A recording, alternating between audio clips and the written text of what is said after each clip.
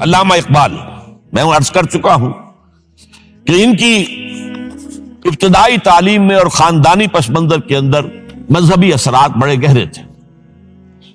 بہرحال انہوں نے ایم اے کیا ہے غالباً 1897 میں، اور اس وقت کا کچھ اقبال جو ہے اس وقت سے لے کر 1905 تک کا اقبال، ایک طرف تو اس میں بھی نیشنلزم تھا، ہندی نیشنلزم، یہ نوٹ کر لیجئے۔ چنانچہ اسی دور کا اس کا ترانہ ہے، سارے جہاں سے اچھا ہندوستان ہمارا۔ آج بھی جو ہندوستان کا ریڈیو ہے اور ہندوستان میں حکومت کے زیر اہتمام اس ترانے کی جو ہے وہ بڑی سرپرستی ہوتی ہے، بہت اس کو جو ہے نشر کیا جاتا ہے، سارے جہاں سے اچھا ہندوستان ہمارا، ہم بلبلیں ہیں اس کی وہ گلستاں ہمارا۔ بلکہ اس زمانے میں ایک ایسا شعر بھی انہوں نے کہا ہے جس کی کہ پھر شدید ترین نفی بعد میں ان کے اشعار سے ہوئی ہے۔ انہوں نے ایک نیا شوالہ کے نام سے جو نظم لکھی کہ سچ کہہ دوں اے برہمن گر تو برا نہ مانے، تیرے صنم قدوں کے بت ہو گئے پرانے۔ اسی میں ایک شعر ہے کہ پتھر کی مورتوں میں سمجھا ہے تو خدا ہے، خاک وطن کا مجھ کو ہر ذرہ دیوتا ہے، خاک وطن کا مجھ کو ہر ذرہ دیوتا ہے۔ اس درجے گہرا انڈین نیشنلزم اقبال کے اندر بھی موجود تھا۔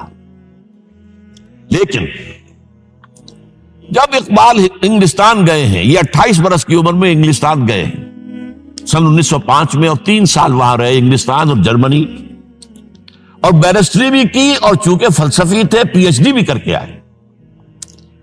اس عرصے میں معلوم ہوتا ہے کہ اقبال کی قلب ماہیت ہو گئی۔ یہ میرا ایک تجربہ ہے، بڑا پرانا ہے، میرا مشاہدہ تھا۔ 1970 میں پہلی مرتبہ میں انگلستان گیا تھا، میرے چھوٹے بھائی وہاں زیر تعلیم تھے، انہوں نے بلایا تھا۔ وہاں میں نے دیکھا کہ یونیورسٹیوں میں پڑھنے والے ایک ایک P H D, 2 P H D کرتے ہوئے لوگ بیٹھتے ہیں، جمعے کے روز قرآن پڑھتے ہیں، درس قرآن ہوتا ہے، اور وہ ایک دوسرے سے قرآن پڑھ کے سنتے بھی ہیں تاکہ جو تجوید کی غلطیاں ہوں ان کی تصحیح ہو سکے۔ اور میں نے سوچا کہ پاکستان میں اس سطح کے لوگ جو ہیں کبھی اس قسم کی مصروفیت میں مبتلا مجھے تو نظر نہیں آئے۔ تو اس کا مجھے ایک اصل میں تجزیہ میرا یہ تھا کہ جن لوگوں کی بنیادی تربیت میں اور خاندانی اثرات میں مذہب کا ایلیمنٹ موجود ہوتا ہے، چاہے وہ ہندوستان میں رہتے ہوئے وہ زیادہ ظاہر نہ ہو، نمایاں نہ ہو، اس کے آثار سامنے نہ آئے، لیکن جب وہ ایک مخالف ماحول میں پہنچتے ہیں، اس مخالف ماحول میں ان کے اندر کا وہ چنگاری ان کی جو ہے وہ شعلہ بن کر بھڑکتی ہے۔ چنانچہ یہ معاملہ میں نے پھر بعد میں امریکہ میں بھی دیکھا، ہر جگہ دیکھا ہے کہ وہاں 2 نتیجے ہوتے ہیں، یا تو یہ کہ ایک آدمی ڈاؤن دی ڈرین گیا، تو وہاں کی تہذیب میں رگا گیا شراب اور یہ اور وہ اور رقص اور سب یہ ساری چیزیں آ گئی، اور یا پھر جو بچ گیا جس کے اندر دین کا کوئی حمیت کا شائبہ تھا، وہ پھر بھڑکتا ہے، پھر وہ ایکٹیوسٹ ہوتے ہیں، وہ کام کرتے ہیں۔ لہذا یہ معاملہ جو ہے علامہ اقبال کے ساتھ پیش آیا، اور خود انہوں نے کہا بھی ہے، مسلمان کو مسلمان کر دیا طوفان مغرب نے۔ وہاں سے جب یہ واپس آئے ہیں تو اب نوٹ کیجئے 1908 سے 1930 تک یہ جو 22 برس ہیں، علامہ اقبال نے کیا کیا نوٹ کیجئے، وہ آپ جانتے بھی ہیں، میں صرف گنوا رہا ہوں۔ اسلام کے نظام فکر اور فلسفہ اور حکمت کو بیان کیا، اپنی شاعری کے ذریعے سے بھی، اپنی نثر کے ذریعے سے بھی۔ قرآن کی ایک نہایت جدید اور بہت عمدہ تفسیر، اگرچہ تفسیر کے نام سے آپ کو کہیں تفسیر اقبال نہیں ملے گی، لیکن کلام اقبال خود تفسیر ہے۔ وہ دعویٰ کرتا ہے کہ میرے پیغام میں سوائے قرآن کے اور کچھ نہیں ہے۔ گر دلم آئی نئے بے جوہرست، ورب حرفم غیر قرآن مزمرست، پردہ نامو سے فکرم چاک کن، ای خیابہ راز خارم پاک کن۔ یہ مناجات بحضور سرور کائنات صلی اللہ علیہ وسلم، وہ کہتے ہیں کہ اے اللہ کے نبی، اللہ کے رسول، اگر میرے پیغام میں کہیں قرآن کے سوا کوئی شے شامل ہو گئی ہے میری شاعری میں، تو آپ میرے فکر کا پردہ چاک کر دیجیے۔ روز محشر خار و رسوا کن مرا، اور قیامت کے دن مجھے ذلیل و خوار کیجیے گا، اور بے نصیب از بوسہ پاکن مرا، اور مجھے اپنی قدم بوسی سے محروم کر دیجیے گا. یہ بات کہہ رہا ہے، اس کا دعویٰ ہے، اس نے جو کچھ کہا قرآن سے کہا. اس کی شاعری جو ہے میرے نزدیک، اور میں نے تو اپنی جو سورسز گنوائی ہیں کہ میں نے جو قرآن مجید کا فکر یا سوچ جو بھی آپ اسے کہیں، جو تھوڑا بہت مجھے میسر ہوا ہے، ان میں نے 8 اشخاص کو نمایاں طور پر بیان کیا ہے. 4 یہ ہیں 2 کے جوڑے. 2 ابوین ہیں، ابو الکلام ابو العلا مودودی، ابو الکلام آزاد. 2 دکترین ہیں، ڈاکٹر اقبال، ڈاکٹر رفیع الدین. 2 شیخین ہیں، شیخ الہند مولانا محمود حسن، جن کا ترجمہ ہے قرآن مجید کا، اور اس پر حواشی ہے شیخ الاسلام شبیر احمد عثمانی کی. 2 ہی عین مولانا فراہی اور مولانا اصلاحی، جنہوں نے قرآن مجید کے مضامین کے اندر جو اندرونی نظم ہے اسے واضح کیا. علامہ اقبال میری ایک بہت بڑی سورس ہے، بلکہ سب سے زیادہ گہرا اثر مجھ پر جو ہے بچپن سے جو ہوا ہے وہ تو علامہ اقبال کا ہے. 5ویں جماعت کا طالب علم تھا جب ان کا یہ شعر میرے ذہن میں کہیں چپک کر رہ گیا ہے، جواب شکوہ کا: وہ زمانے میں معزز تھے مسلمان ہو کر، اور تم خار ہوئے تارک قرآن ہو کر. پھر علامہ اقبال نے مغربی فکر پر شدید تنقید کی، بہت بڑا ناقد، اور خاص طور پر مغربی تہذیب جو ہے اس کی نفی کی. یہ سارا کام کیا، اور اس سب سے بڑھ کر وہ تجدید ملت اسلامی کا علمبردار برکل سامنے آیا. اس نے خوشخبری دی کہ دنیا میں اسلام کے غلبے کا دور آنے والا ہے. ملت اسلامیہ جو اس وقت دبی ہوئی ہے، پسی ہوئی ہے، پوری دنیا میں پامال ہے.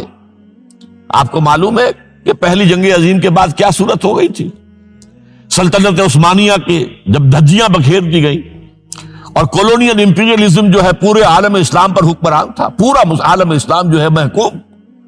اگرچہ یہ دبے ہوئے ہیں، پسے ہوئے ہیں، گرے ہوئے، لیکن ان کا دوبارہ غلبہ ہوگا، یہ ابھریں گے، ملت اسلامیہ کی تجدید ہوگی، اسلام کی نشت ثانیہ ہوگی.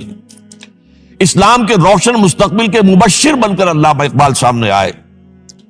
اور ایک اور جو بہت بڑا کام کیا وہ وہی وطنی قومیت کی شدید نفی، بلکہ شدید کا لفظ بھی کافی نہیں ہے، شدید ترین نفی کی ہے. اس لیے کہ اس وقت وطنی قومیت جو ہے اس وقت مسلمانوں کو اپنے اندر انگلف کرنے کے لیے پوری قوت کے ساتھ زور لگا رہی تھی. میں نے علامہ اقبال کے حوالے سے جو باتیں کی ہیں کہ احیاء فکر اسلامی اور تجدید ملت اسلامی، اس کے ساتھ ساتھ ہندوؤں میں کیا ہو رہا تھا اس دور میں، ان کے ہاں بھی ان کی مذہبی تجدید کا عمل بڑی شدت کے ساتھ شروع ہوا. اس میں بھی چند ناموں کا میں تذکرہ کرنا چاہوں گا. بنکم چٹرجی، اس نے بندے ماترم کا یہ جو ترانہ ہے آج بھی بھارت کے اندر مجبور کیا جا رہا ہے مسلمانوں کو بھی کہ وہ بھی اسکولوں کے اندر یہ ترانہ پڑھیں، اور ابھی مسلمان رجسٹ کر رہے ہیں. اس میں وہ زمین کی بندگی، بھارت ماتا ہم تیرے بندے ہیں، اور یہ جو ہے ہندو رینائسنس کا ایک بہت بڑا جو ہے یوں سمجھیے کہ علم بردار.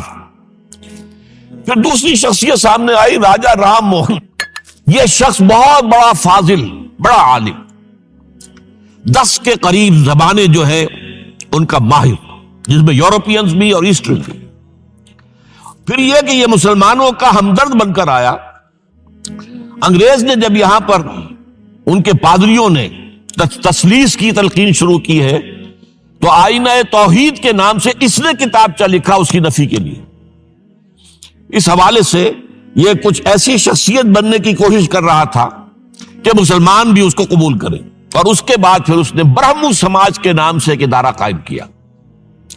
یہ وہی تھا کہ جو اس سے پہلے اکبر نے جو فلسفہ دیا تھا دین الہی، بھئی اللہ کا معاملہ کرو، صرف اللہ کو سب مانتے ہیں، صرف نام ہے مختلف ہے، کسی نے کوئی نام رکھ دیا، کوئی مہادیو کہتا ہے، کوئی کچھ کہتا ہے، کوئی گاڈ کہتا ہے، سب خدا کو تو سب مانتے ہیں.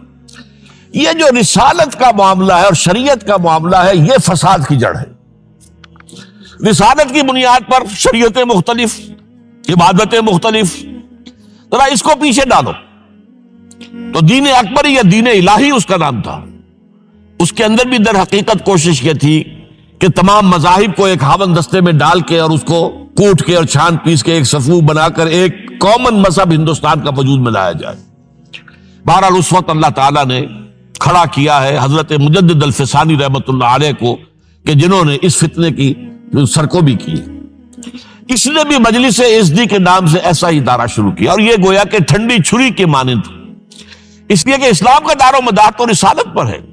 بقول اقبال بمصطفیٰ برساں خویش را کے دی ہمہ اوست، اگر بہول رسیدی تمام بول حبیست. اسلام کا تو سارا معاملہ، دین جو ہے اس کا سارا جو مدار دار و مدار ہے وہ رسالت پر ہے، نبوت پر ہے، اسی پر شریعت کا سارا دار و مدار ہے. رسالت سے کاٹ دیجئے، حدیث سے کاٹ دیجئے، سنت سے کاٹ دیجئے، تو پھر قرآن کو پھر موم کی ناک بنا کر جو چاہیں آپ تعبیر کر لیں، جو چاہیں تشریح کر لیں، جدھر چاہیں اسے موم کی ناک کی طرح بوٹ کر لے جائیں. بہرحال اس معاملے میں بھی پھر ایک تیسری تحریک جو شروع ہوئی وہ بہت ملیٹنٹ تھی، آریہ سماج. دیانند سرسوتی نے، یہ ملیٹنٹ تھی اور بڑی اس کی جو ہے پذیرائی ہوئی ہندو معاشرے میں. انہوں نے کھل کر یہ کہا کہ ہندوستان صرف ہندوؤں کا ملک ہے، یہاں مسلمانوں کے لیے کوئی جگہ نہیں، لہذا یا ہندو ہو جائیں مسلمان اور یا پھر یہاں سے ہجرت کر جائیں. کھل کر آریہ سماج، اسی کے تحت پھر مہاسبھا بنی، اسی کے تحت RSS، انتہائی ملیٹنٹ آرگنائزیشن جو ہے ہندوؤں کی، یہ سب جو ہے دیانند سرسوتی کا. یہ اسی طریقے سے پھر شدھی کی تحریک شروع ہو چکی تھی، ریکلیم کرو مسلمانوں کو. یہ ہم ہی میں سے تھے، ان کے آباء و اجداد کہیں جو ہے مسلمان ہو گئے، انہیں واپس لو. چنانچہ راجستھان کے علاقے میں جہاں بڑی جہالت تھی، مسلمانوں میں علم نہیں تھا، بس کہیں بزرگوں کے کسی زیر اثر فیض سے، کسی صوفی کے وہ اسلام تو لے آئے لیکن تربیت کا کوئی انتظام ہوا ہی نہیں، مسلمان حکومتوں نے کیا ہی نہیں، کچھ بھی نہیں کیا. تو نتیجہ یہ نکلا کہ بڑے پیمانے پر شدھی کی تحریک ہو رہی تھی. میوات کے علاقے میں بڑی تیزی کے ساتھ مسلمان جو میو تھے وہ ہندو ہو رہے تھے. اسی پر تحریک اٹھائی ہے مولانا الیاس رحمت اللہ علیہ نے. ان کا مقابلہ کرنے کے لیے، اس تحریک کا، اس شدھی کی تحریک کا مقابلہ کرنے کے لیے یہ تبلیغی جماعت کا نظام بنایا تھا کہ بس 6 باتیں لو اور جاؤ، دیہات میں جاؤ، چنے لے کر گڑ لے کر جاؤ، کسی کا کھانا نہ کھاؤ، اپنا کھانا کھاؤ، کوئی تنخواہ نہیں، اور دین کی تبلیغ کرو. یہ نظام ان کا در حقیقت اسی شدھی کی تحریک کے جواب میں شروع ہوا. پھر سنگٹن کی تحریک شروع ہوئی کہ ہندوؤں کو سب کو جمع کر لیا جائے. اب اس اعتبار سے ذرا نوٹ کیجئے، علامہ اقبال نے جو نفی پھر وطنیت کی ہے، اتفاق سے یہاں یہ اشعار لکھے ہوئے ہیں: اس دور میں میں اور ہے، جام اور ہے، جم اور، ساقی نے بنا کی روش لطف و ستم اور، تہذیب کے آزر نے ترشوائے صنم اور، مسلم نے بھی تعمیر کیا اپنا حرم اور، ان تازہ خداؤں میں بڑا سب سے وطن ہے، جو پیرہن اس کا ہے وہ مذہب کا کفن ہے. اب ذرا قلب ماہیت کا اندازہ کیجئے. وہی شخص جو کہہ رہا تھا کہ خاک وطن کا مجھ کو ہر ذرہ دیوتا ہے، وہ آج اس وطن کو ایک سب سے بڑا بت قرار دے کر اور اس کا قلع قمع کرنے کے لیے کس قدر زوردار الفاظ جو ہے. اور یہی دوسری طرف یہ بت کہ تراشیدہ تہذیب نوی ہے. یہ جو نیشن سٹیٹ کا تصور ہے، یہ 18ویں صدی سے یورپ میں شروع ہوا. نیشن سٹیٹ، ایک ملک میں رہنے والے سب شہری ہیں، برابر ہیں، اور ان کے اندر مذہب کا اختلاف ہو، یہ اس کا کوئی حیثیت نہیں. مذہب تو پرائیویٹ معاملہ ہے، ہاں جو سرکاری سطح پر ہوگا معاملہ، اجتماعی معاملات جو ہے وہ کسی مذہب سے طے نہیں ہوں گے. یہ نیشن سٹیٹ کا تصور، یہ بت کہ تراشیدہ تہذیب نوی ہے، غارت گرے کاشانہ دین نبوی ہے، بازو تیرا توحید کی قوت سے قوی ہے، اسلام تیرا دیس ہے تو مصطفی ہے، نہ زارہ دیری نہ زمانے کو دکھا دے، اے مصطفی خاک میں اس بت کو ملا دے. اس سے بھی زیادہ مجھے ملا ہے ایک ان کے تختہ جو ہے: منزل راہ رواں دور بھی دشوار بھی ہے، کوئی اس قافلے میں قافلہ سالار بھی ہے، بڑھ کے خیبر سے ہے یہ مارکہ دین و وطن.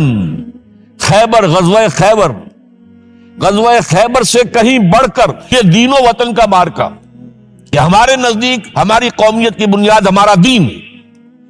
آج دنیا یہ کہتی ہے کہ قومیت کی بنیاد وطن ہے.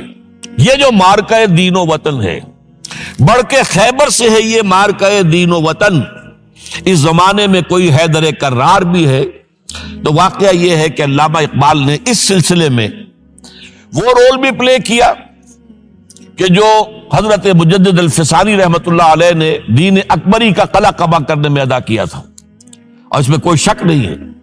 اس اعتبار سے میں کہا کرتا ہوں کہ حضرت مجدد الفسانی کے بروز کی حیثیت رکھتے ہیں علامہ اقبال، اور ان کو جو گہری نسبت تھی، حاضر ہوا میں شیخ مجدد کی لحد پر، وہ خاک کے ہے زیر فلک مطلع انوار، گردن نہ جھکی جس کی جہانگیر کے آگے، جس کے نفس گرم سے گرمی احرار، وہ ہند میں سرمایہ ملت کا نگہباں، وہ ہند میں سرمایہ ملت کا نگہباں۔ ملت کا سرمایہ تو سارا کا سارا جو ہے ایمان پر رسالت سے۔ آپ حضرت مجدد الفسانی کے خطوط پڑھیے، سب سے زیادہ زور اطاعت رسول، اطاعت رسول، اطاعت رسول، اطاعت رسول، جس کی جڑ کاٹنے کی کوشش کی تھی دین الہی کے ذریعے سے اکبر نے، اس کو دوبارہ مستحکم کیا ہے وہ مجدد الفسانی رحمت اللہ علیہ نے۔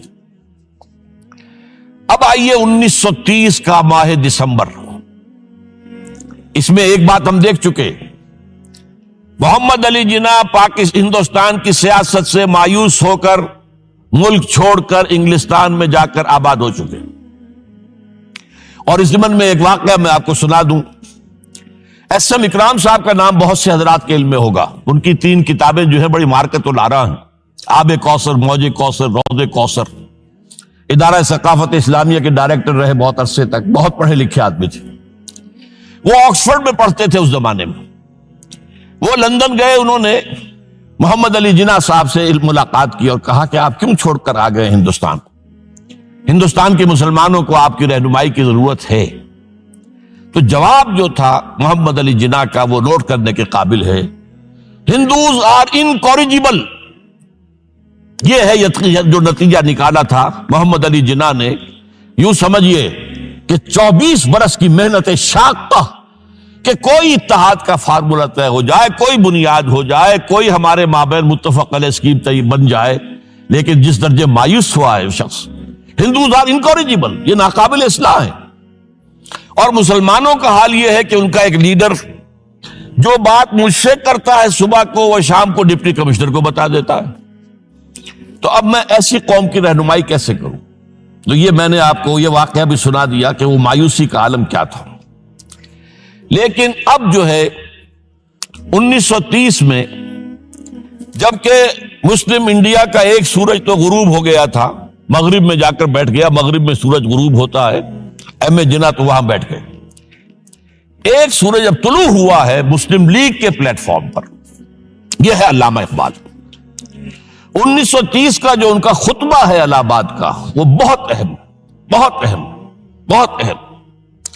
ایک تو یہ کہ انہوں نے اپنی شاعری کے ذریعے سے وطنیت کی جو نفی کی تھی اور مسلم قومیت کا جو اس بات کیا تھا، اسے ایک فلسفیانہ انداز میں، سوشیولوجی، عمرانیات کے مسلمہ اصولوں کی روشنی میں جس طریقے سے مدلل بیان کیا ہے، اس اعتبار سے وہ ایک بہت قیمتی دستاویز ہے۔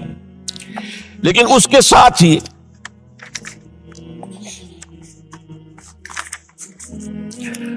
انہوں نے ایک تجویز پیش کی، اور یوں بھی کہیے کہ ایک پیشن گوئی کی۔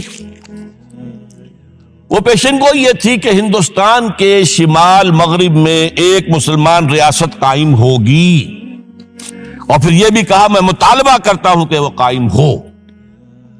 البتہ اس میں بعض لوگ جو ہیں اس پر یہ تنقید کرتے ہیں کہ علامہ اقبال نے تو یہ کہا تھا I would like to see the Punjab, the Northwest Frontier Province, Sindh and Balochistan amalgamated into a single state. Self-government within the British Empire or without the British Empire. The formation of a consolidated Northwest Indian Muslim state appears to me to be the final destiny of the Muslims, at least of Northwest India. اس پہ اعتراض یہ کیا جاتا ہے کہ علامہ اقبال نے تو ہندوستان کے اندر برطانیہ کے حکومت کے اندر کے لیے تجویز دی تھی، لیکن یہ بات غلط ہے۔ اصل میں نوٹ یہ کیجئے کہ 1930 تک تو اس کا کوئی امکان ہی نظر نہیں آتا تھا کہ انگریز ہندوستان چھوڑ کے چلا جائے گا۔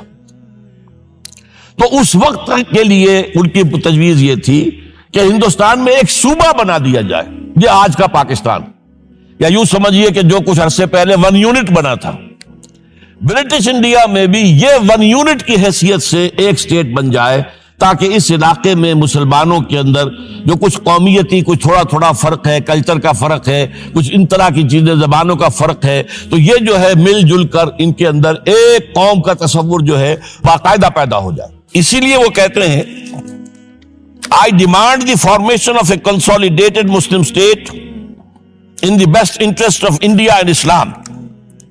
اب اس میں وہ بات یہ کہتے ہیں کہ for Islam it will be an opportunity to rid itself of the stamp that Arabian imperialism was forced to give it, to mobilize its laws, its education, its culture, and to bring them into closer contact with its own original spirit and with the spirit of the modern time۔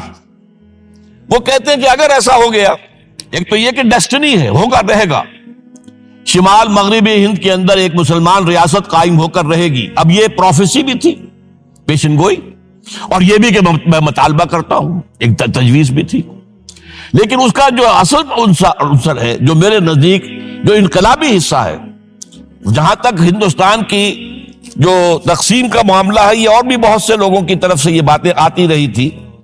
میرے پاس یہاں پہ 14 نام لکھے ہوئے ہیں جنہوں نے ہندوستان کی تقسیم کا تذکرہ کیا، لیکن جس انداز میں، جس پلیٹ فارم پر آل انڈیا مسلم لیگ کا جو اینول سیشن ہے اور اس میں صدر کی حیثیت سے خطبہ دے رہا ایک شخص، تو یہ حیثیت جو ہے یہ بہت نمایاں، اور اس میں جس انداز میں بات کہی گئی ہے اس میں جو ایک پازیٹو عنصر ہے۔ اگر ایسا ہو گیا، ایک نارتھ ویسٹ آف انڈیا میں مسلمان ریاست قائم ہو گئی، تو ہمیں ایک موقع مل جائے گا کہ عرب امپیریلزم، اب نوٹ کیجئے، عرب امپیریلزم سے مراد کیا ہے؟ عربوں کا دور ملوکیت۔ اس سے پہلا کیا تھا؟ خلافت راشدہ، اصل اسلام۔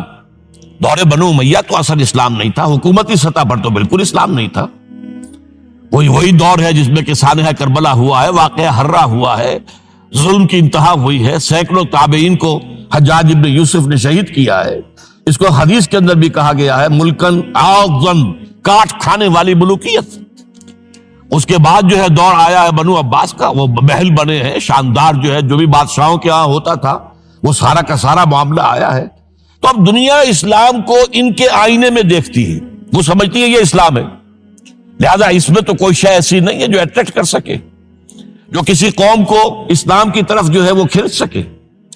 تو یہ جو امپریشن ہے، جو کہ اس دور ملوک کے عرب امپیریلزم کا لفظ استعمال کیا ہے، اسلام کے چہرے پر جو بدنما داغ اور دھبے آ گئے ہیں، انہیں ہٹا کر وہ جو اس کی اوریجنل پیورٹی ہے، اور ظاہر بات ہے کہ دور ملوکیت سے پہلے خلافت راشدہ، تو گویا کہ اس میں اگرچہ نام خلافت راشدہ کا نہیں لیا گیا ہے، لیکن یہ ہے کہ بات مراد وہی ہے، لیکن اور اس میں بھی جو بڑی حکیمانہ بات ہے کہ ہم اس کو bring them into closer contact with its old original spirit، جو اصل اسلام کی اصل روح ہے، and with the spirit of the modern times، اس زمانے کے جو تقاضے ہیں ان کے مطابق اجتہاد کے دروازے کو کھول کر، اور ہم ایک ایسا نظام جو ہے وہ یہاں پر قائم کریں۔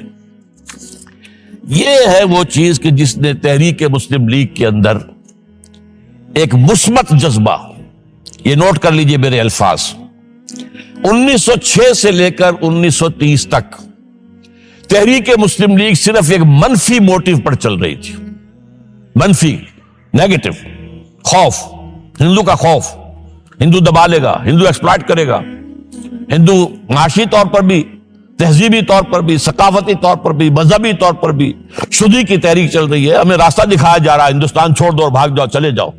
یہ سارا خوف کا عنصر تھا، اور اس میں تحفظات تلاش کرنے، کوئی ایسی یقین دہانیاں کہ وہ مسلمانوں کے حالات بہتر ہو جائیں، اس کے علاوہ کوئی اور موٹیو نہیں تھا، یہ منفی موٹیو تھا۔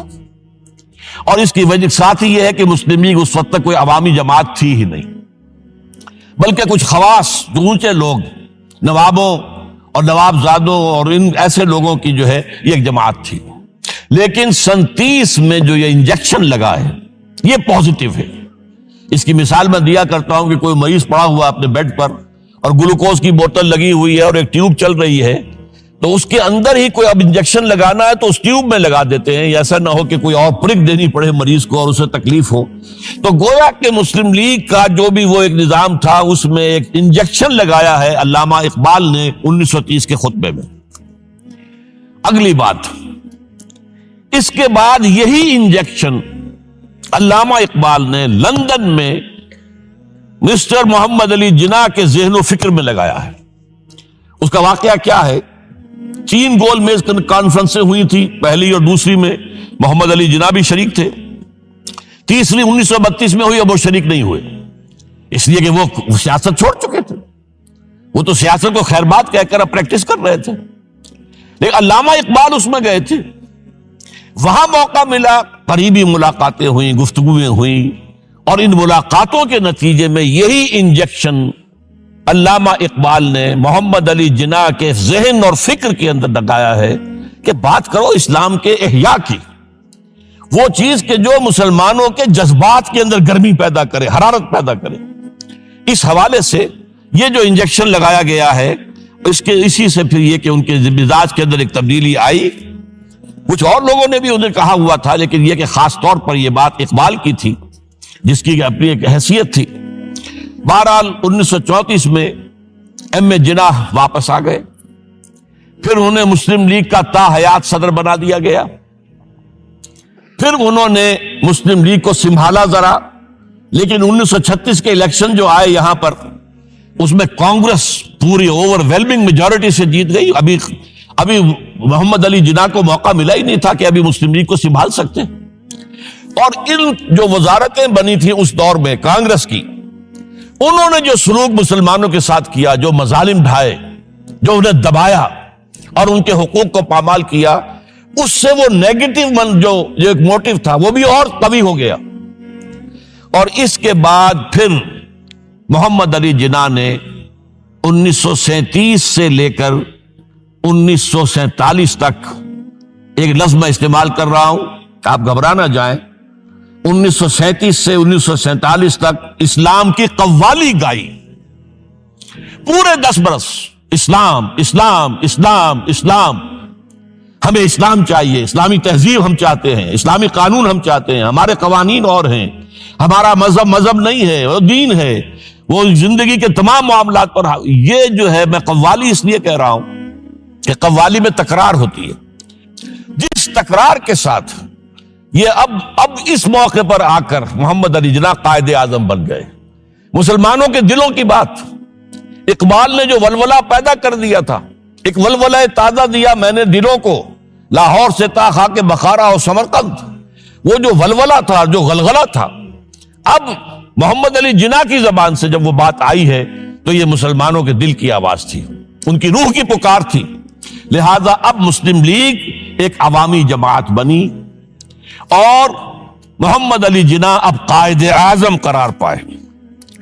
اب اس معاملے میں چاہتا ہوں ذرا، کیونکہ یہ بات نئی سی ہوگی، میرے اس تجزیے کے روح سے نظریہ پاکستان اسلام اور اسلام کا احیاء خلافت راشدہ کے مفہوم میں، اور اس کا خالق اقبال ہے، اس میں کوئی شک نہیں، قائد اعظم تک بھی یہ بات پہنچانے والا اقبال ہے، اور پھر اسی پر قائد اعظم نے عمل کیا ہے۔ تو اس چیز کو بہت سے لوگ جو ہیں آسانی کے ساتھ تسلیم نہیں کریں گے، لیکن میں یہ چاہتا ہوں کہ خود قائد اعظم نے علامہ اقبال کے بارے میں جو کچھ کہا ہے اس کی 2 کوٹیشنز آپ کے سامنے رکھ دوں۔ کلکتہ 21 اپریل 1938 کو علامہ اقبال کا انتقال ہوا۔ اس وقت کلکتہ میں ایک بہت بڑا جلسہ ہو رہا تھا فلسطین کے مسئلے پر غور کرنے کے لیے، قائد اعظم اس کے چیف مقرر تھے۔ اب یہ خبر پڑھیے، A mammoth public meeting of the Muslims of Calcutta was held on the football ground on 21st April to consider the Palestine problem. But it was converted into a condolence meeting to mourn the death of Allama Iqbal. Mr. M. Jinnah said that the sorrowful news of the death of Dr. Sir Muhammad Iqbal had plunged the world of Islam in gloom and mourning. Sir Muhammad Iqbal was undoubtedly one of the greatest poets, philosophers and seers of humanity of all times. Note कीजिए, one of the greatest poets, philosophers and seers, जिनको के मुस्तकबिल को देखने की सलाहियत होती है, जिनकी निगाह गाह मेरी निगाह तेज चीर गई दिले वजूद, जिसके बिना पर आबे रवाने कबीर तेरे किनारे कोई देख रहा है किसी और जमाने के ख्वाब। ये अल्लामा इकबाल ने जो कुछ देखा था इस्लाम के मुस्तकबिल के बारे में। He took a prominent part in the politics of country and in the intellectual and cultural reconstruction of the Islamic world. His contribution to the literature and thought of the world will live forever. अब आखिरी जुमला सुनिए गौर से। To me, he was a personal friend, number one, philosopher, number two, and guide, number three, and as such the main source of my inspiration and spiritual support. कोई शक इसके बाद रह जाता? और ये अल्फाज कौन कह रहा है? ये मोहम्मद अली जिन्ना है। लफ्फाज आदमी नहीं है वो कोई शोला बयान खतीब जो अल्फाज जो हैं उसके अब्बार लगा दे, नहीं। जो एक एक लफ्ज, वकील, बहुत बड़ा वकील, एक एक लफ्ज जो है तोल कर बोलने वाला, उन्हें क्या करार दिया? तो खुद तस्लीम किया। दूसरा मैं और दे रहा हूं, यह सन 40 में इकबाल डे मनाया गया था। अब इसमें क्या कहते हैं कायदे आजम, if I live to see the ideal of A Muslim state being achieved in India and I were then offered to make a choice between the works of Iqbal and the rulership of the Muslim state, I would prefer the former.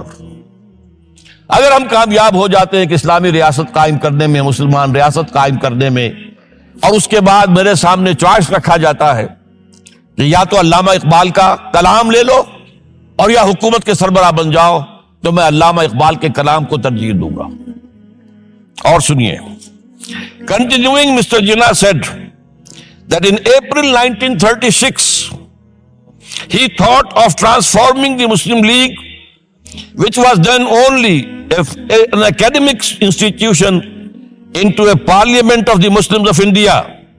From that time to the end of his life, he continued. Iqbal stood like a rock by him. Iqbal, Mr. Jinnah said, was not only a great poet who had permanent place in the history of the world's best literature. He was a dynamic personality who during his lifetime made the greatest contribution towards rousing and developing of Muslim national consciousness. अब इसके बाद जो है नजरिया पाकिस्तान क्या था और उसका खालिक कौन था, इसको अच्छी तरह समझ लीजिए।